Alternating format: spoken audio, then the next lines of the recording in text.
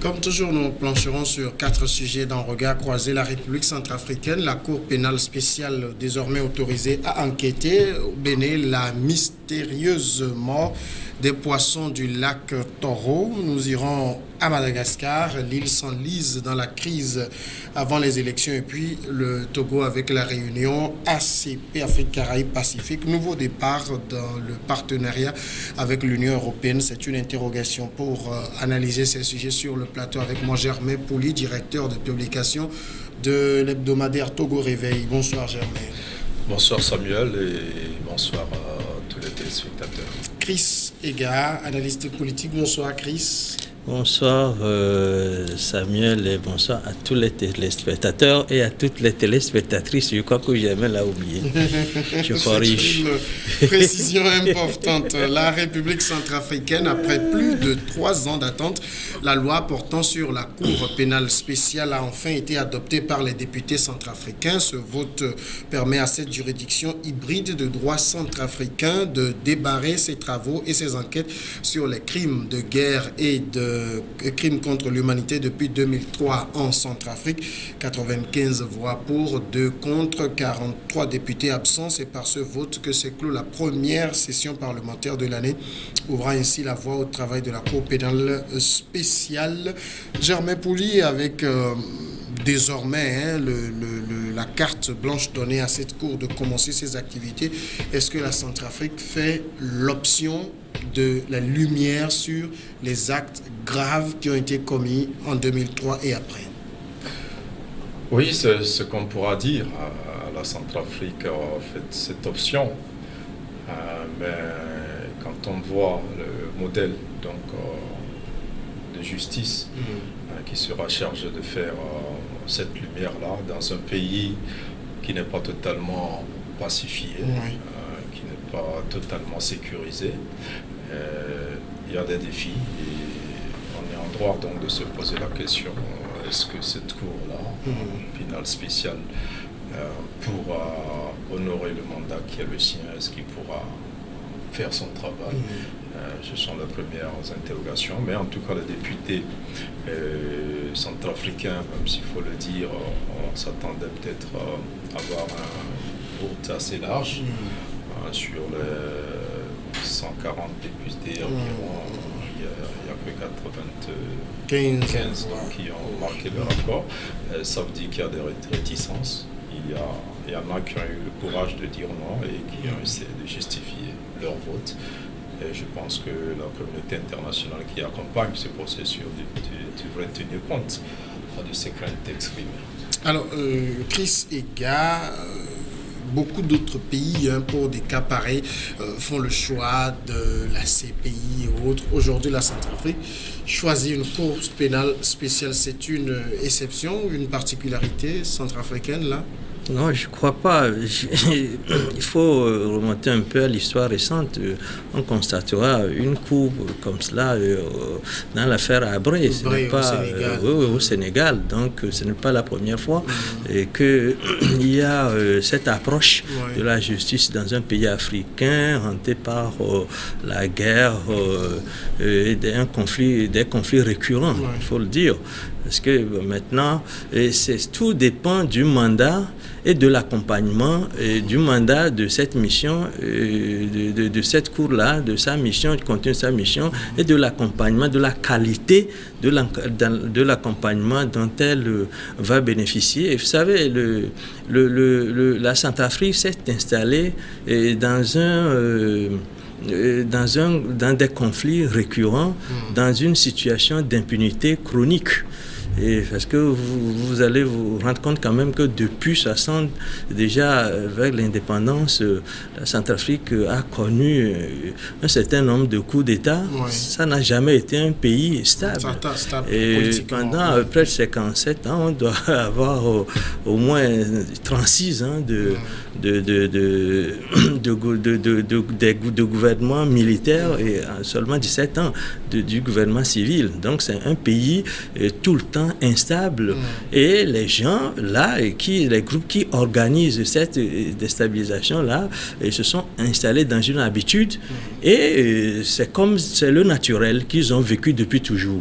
Et je crois que il faut que cette fois on tape des points sur la table, et je crois que c'est ce que la communauté internationale est en train de faire en aidant à instituer cette cour-là, parce que cette cour-là s'inscrit dans un processus de justice transitionnelle. Parce que, vous savez, il faut qu'on dise aux gens, à ceux qui sont là et qui pratiquent ce jeu-là, que c'est fini, que la justice arrive. Et c'est ce que, d'ailleurs, les autorités de l'ONU ont dit, que cette justice-là arrive doucement, mais il s'agit d'une justice qui va s'établir. Et c'est une occasion pour faire des injonctions à ceux qui croient qu'ils peuvent bénéficier ad vitam de cette impunité-là, parce que ces crimes-là, justement, se nourrissent d'impunité, et il faut que cette justice-là commence un jour. C'est un avertissement. Il y a plusieurs points dans la justice traditionnelle, mais c'est un point majeur. La question de la justice spéciale est un point capital, un point majeur, et il faut que ça commence. 90 députés, 95 l'ont voté.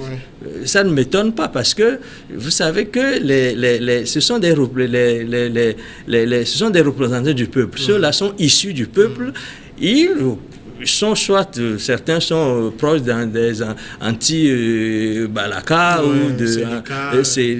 donc ces gens-là, ils vont pas voter cette loi, parce que déjà l'année dernière, un certain nombre de personnes ont été déjà condamnées à vie.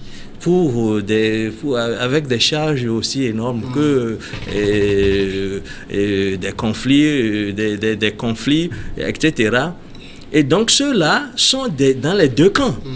Et ils ont des gens qui les supportent dans cette assemblée-là. Mais il faut que cette justice-là passe au moins pour donner des avertissements à ceux qui sont à l'étranger, qui supportent ceux qui tiennent les fusils à l'intérieur, et leur dire que la justice, ça peut concerner tout le monde. Alors, Germain, on connaît aussi les lourdeurs administratives dans nos juridictions. Déjà qu'il a fallu 3 ans pour en arriver là, est-ce que la phase pratique ne prendra pas autant de temps, sinon encore plus? Oui, c'est assez compliqué s'agissant de cette cour pénale spéciale, parce qu'elle a un mandat de 5 ans renouvelable, ce qui est déjà peu donc pour faire des enquêtes aujourd'hui. Renouvelable. Oui, renouvelable, oui. Et cette cour a déjà des difficultés de financement d'ailleurs. Il y a la France, les États-Unis, il y a l'ONU qui finance.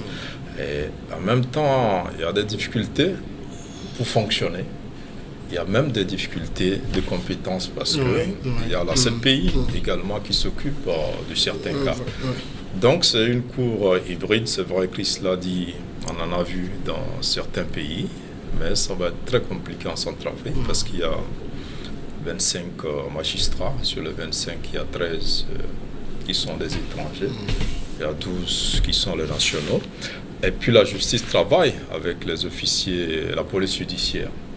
Et eux, ils sont des Centrafricains. Je crois que c'est ça qui a fait que le procureur, qui est congolais, était là depuis 1 an, mais il n'a pas pu véritablement travailler, parce que il y avait des difficultés déjà pour choisir les officiers de police judiciaire qui doivent aider.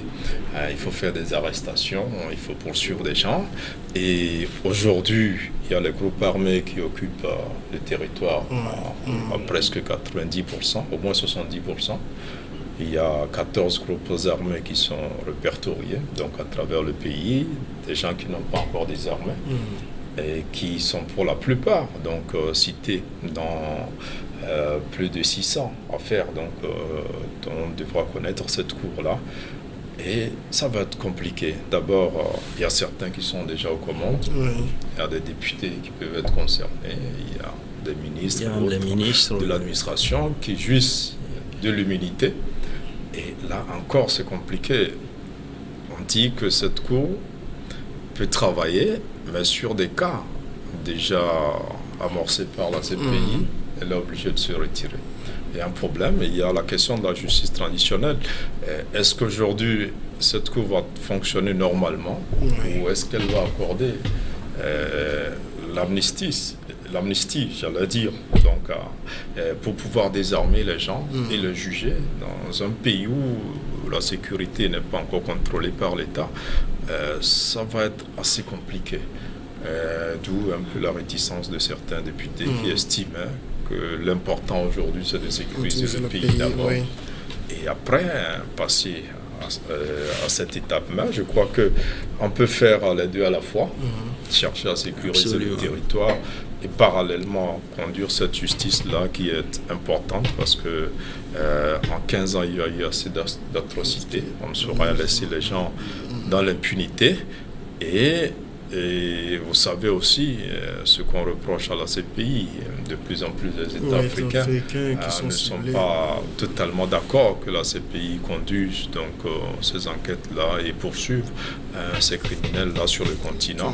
Et donc, ce genre de cours, en principe, sont à saluer. D'accord, on va marquer... Beaucoup de difficultés. On va venir là-dessus rapidement, mais on va marquer la courte pause.